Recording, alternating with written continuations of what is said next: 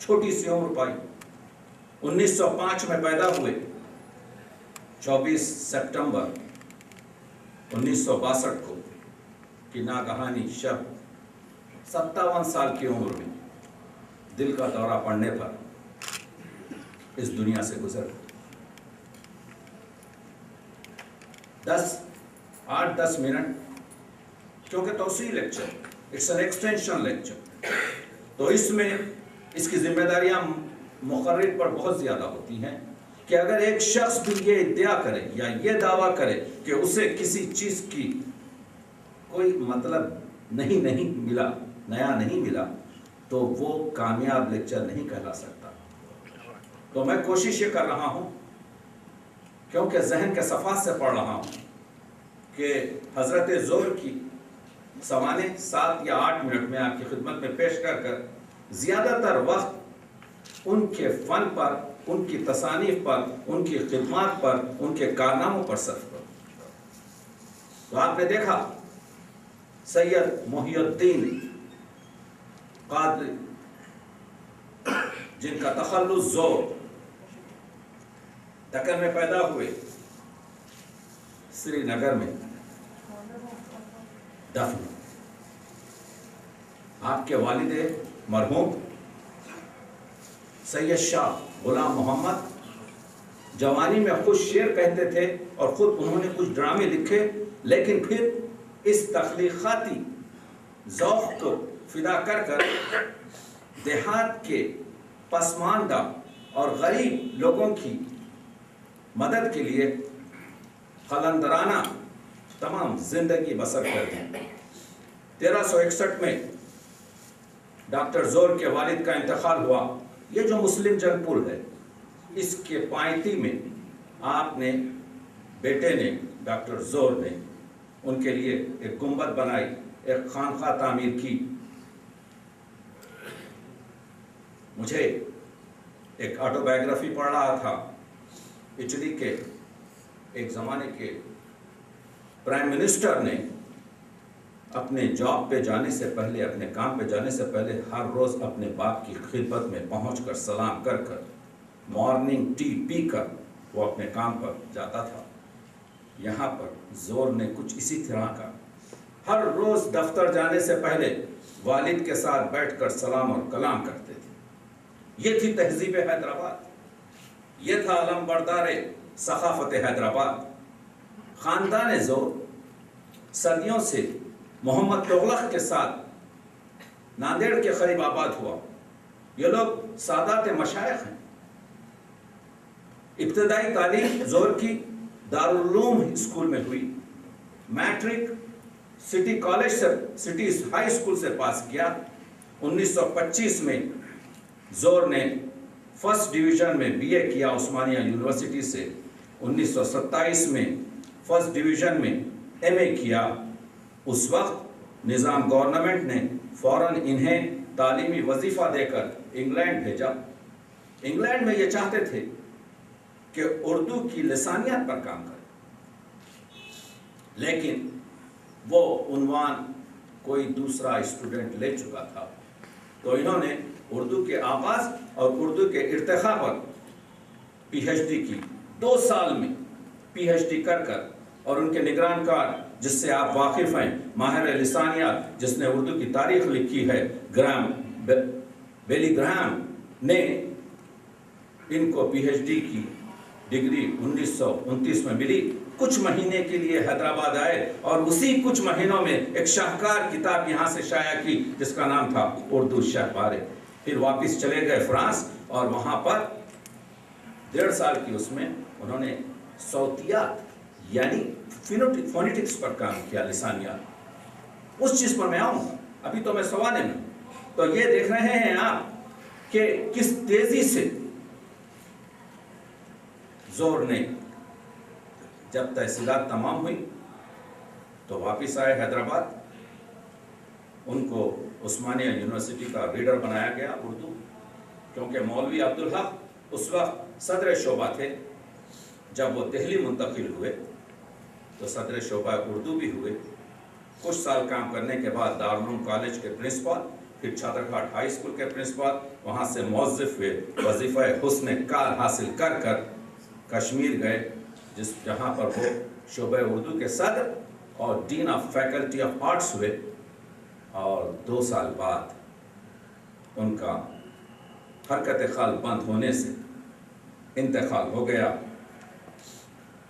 حیرت بدایونی جو ان کے ساتھی تھے، انہوں نے اپنے دوست کے بچھڑنے پر بہت صحیح کہا۔ کیا کہا؟ حیدرآباد کی مٹی بھی عجیب مٹی ہے، ہیرا پیدا کیا تو کوہ نور، آدمی صدیوں کے بعد پیدا کیا تو ڈاکٹر زور جیسا، کوہ نور کو لندن نے لے لیا اور زور کو کشمیر نے دبا دیا۔ ہائے تقدیر، حیدرآباد کی دولت باہر والوں کی قسمت میں تھی، اور حیرت بدایونی کہ یہ جملے نثری نوحہ ہیں۔ حیدرآباد کی عمدہ شاعر بانو طاہرہ سعید نے کہا، اے ارض کاشمیر یہ کیسا ستم کیا، ہیرا دکن کے چھین کے پہلو میں رکھ لیا، ہم رو رہے ہیں خون کے آنسو، خبر بھی ہے تو خوش ہے، کوہ نور ہمارا تجھے ملا، جانے بہار رنگ بہارا میں کھو گیا، کشمیر کی فضائے گل افشاں میں کھو گیا، اہل دکن کی آنکھ کا تارا وطن سے دور، رانائیوں کی بز میں غزل خاں میں کھو گیا، اے کاش ایک بار وطن کو پھرا کر، میں مطمئن ہوں روح قادری صاحب اس وقت موجود ہے، اے کاش ایک بار وطن کو پھرا کے دیکھ، اپنے فدائیوں کو ذرا مسکرا کے دیکھ، تیرے بغیر کتنا اندھیرا ہے بز میں، شمع حیات کاش دوبارہ جلا کے دیکھ۔ ڈاکٹر زور ایک اعلیٰ پائے کے ادیب، ایک بے مثال محقق، ایک منفرد نقاد، ایک دلسوز معلم، ایک عمدہ شاعر، ایک دلکش افسانہ نگار، ایک باکمال مدبر، مسیحا زبان دکنی، طبیب زبان اردو، مورخ بے بدل، محدث شہر عشق، فرخندہ بنیاد حیدرآباد، جس کے حرف حرف سے دلبری جھلکتی ہے، جس کے لفظ لفظ سے محبت چھلکتی ہے، جس کی گفتگو سے بزم سخن مہکتی ہے، میں کس طرح اس کی گفتگو کو اس مختصر سی گفتگو میں پر کر سکتا ہوں؟ لیکن اگر آب شیرین دریا کا پورا سینچا نہ جا سکے تو مقرر کی کوشش یہ ہونا چاہیے کہ اتنا تو کھینچا جا سکے کہ تشنگی کچھ کم ہو سکے۔ آئیے تفریحات کی جانب۔ ڈاکٹر زور ایک فطری شاعر تھے، باپ بھی شاعر، بیٹا بھی شاعر۔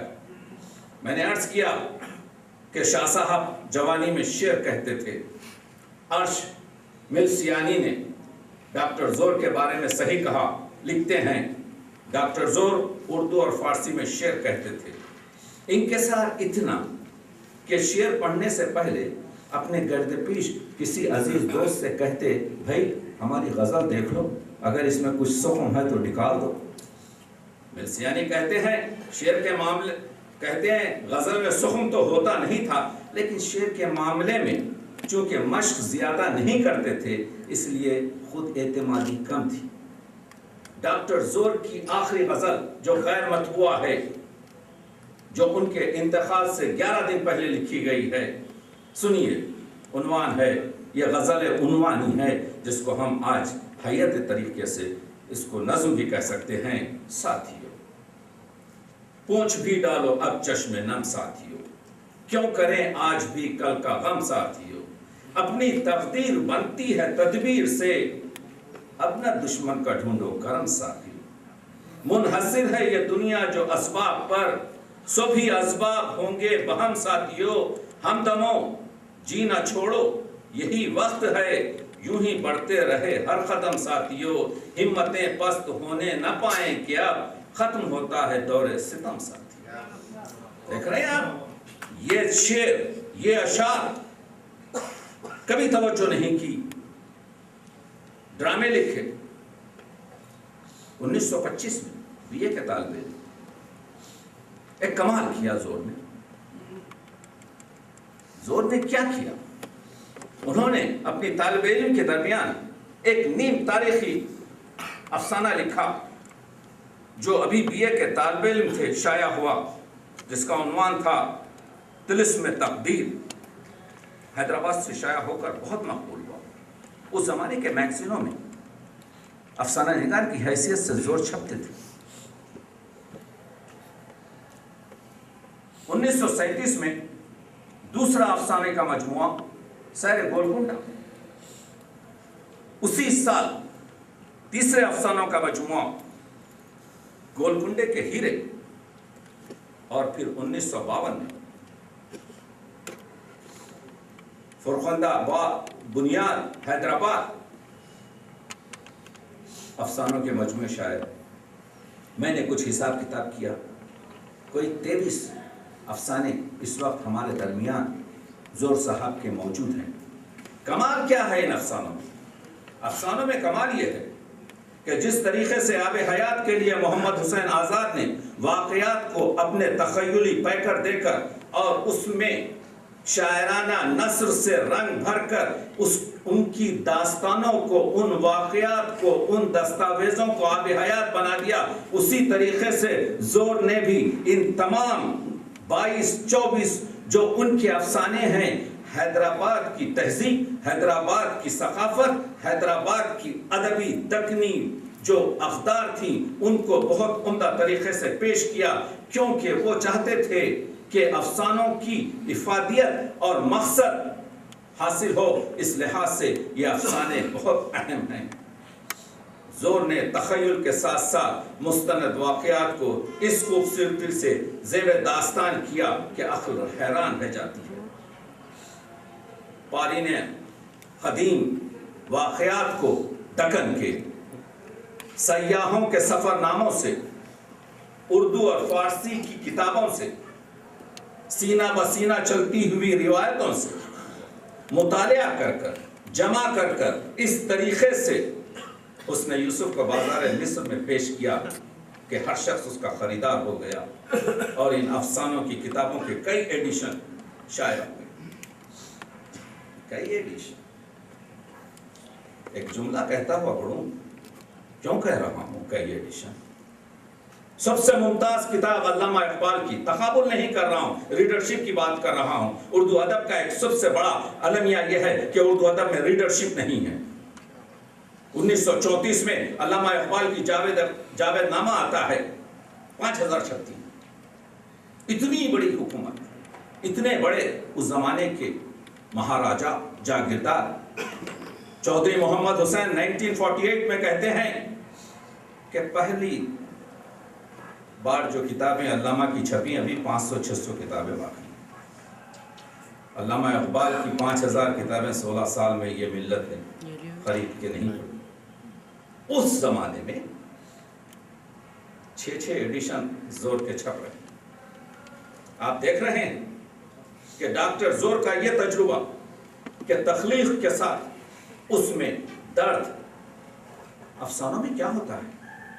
راجاؤں کی، درباروں کی، درباروں کی بات ہوتی ہے، لیکن یہاں پر زور کے پاس درباروں اور درباروں کے ساتھ ساتھ جھوپڑیوں کی روشنی کی بھی روشنی آپ کو نظر آتی ہے۔ غریبوں کے مسائل، محلوں کے ساتھ جھوپڑیوں کے واقعات بھی ملتے ہیں، اور اس طریقے سے ملتے ہیں کہ وہ زبان زدے عام ہو جاتے ہیں۔ آپ جانتے ہیں کہ مکہ مسجد کی بنیاد کا جو مسئلہ ہے کہ جب عبداللہ قطب شاہ نے یہ چاہا کہ مکہ مسجد کا سنگ بنیاد رکھا جائے تو سب سے پہلے کہا کہ وہ شخص آگے بڑھے جس کی نماز واجب کبھی قضا نہیں ہوئی ہے۔ تو دیکھا 10 یا 11 لوگ آگے بڑھے۔ جب 10 یا 11 لوگ آگے بڑھتے ہیں تو پھر بنیاد کون رکھے؟ تو کہا وہ شخص آگے بڑھے ان 10-11 لوگوں میں سے جس کی نماز تہجد کبھی قضا نہیں ہوئی۔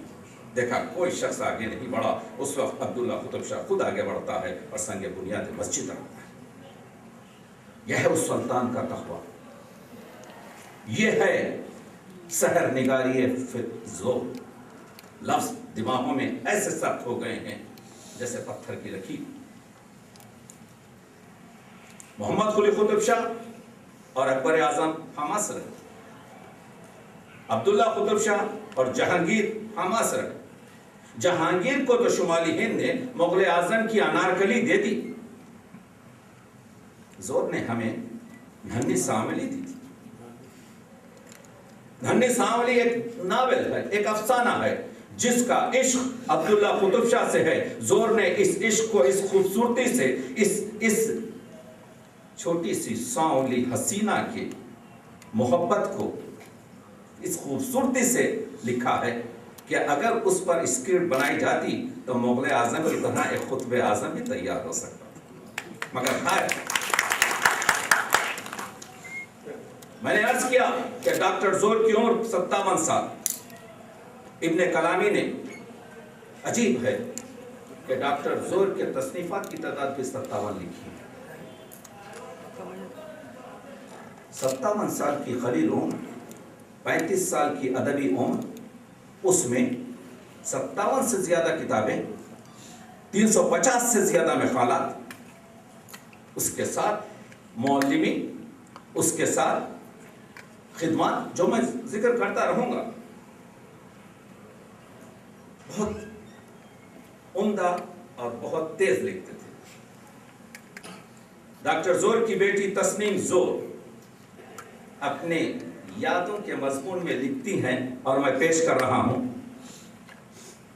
شام کے وقت تہنیت منزل گلابوں کی خوشبو میں مہکا ہوا, موتیا اور موگرا کی خوشبو میں نہایا ہوا, اور رات کی رانی کی خوشبو میں ڈوبا ہوا رہا کرتا تھا, اور والد محترم اپنے تخت پر بیٹھے گلستان اردو کا گلزار مہکائے ہوئے مصروف رہتے. گھڑی جو سامنے کی دیوار پر لگی رہتی اس پر نظر ڈالتے اور کہتے, 3 گھنٹے میں ایک مضمون میں نے مکمل کر لیا.